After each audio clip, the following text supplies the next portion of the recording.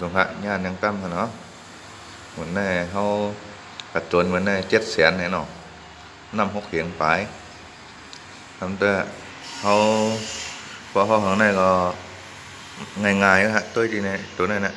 อันนี้มันใช้การแล้วเนาะว่าอันอื่นก็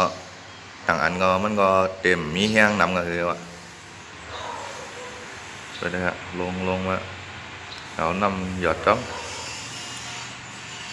เฮิรนแตกครับเฮิรนก่อยก็เลยเหลาลูกเนาะเหมือนน่ะกำกับดิมดนะตัวนั้นนะกำกับดิใจงานแล้วอันนี้ก็ดิมดอ่ะกำกับดิมดกล้วยอ่ะมาทางนั้นตัวดิหลายเหลาหลายลูกเลยเนาะอันนี้เขาของนั้นนะ700,000เนาะน้ำลำแฮะอันนั้นเหมือนอย่างเขาว่าเมื่อกี้นะ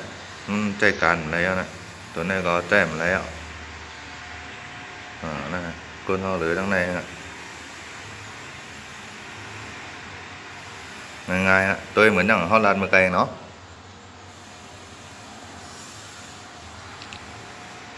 ตาโหจะได้เพราะกว่าไตลิ้นเนี่ยมันมี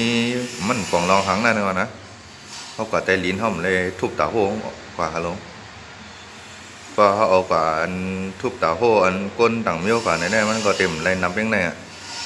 มันดีซุ่มเขายามเขาทุบตาโหของปล่อยนั่นเนาะในเขากว่าไตลิ้น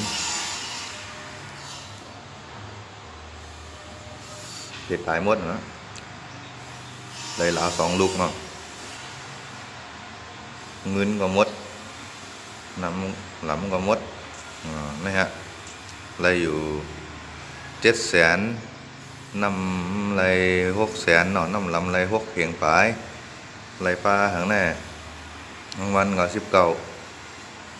เลย2เหลาเนาะไม่สงค่ะมีอย่างไหนครับ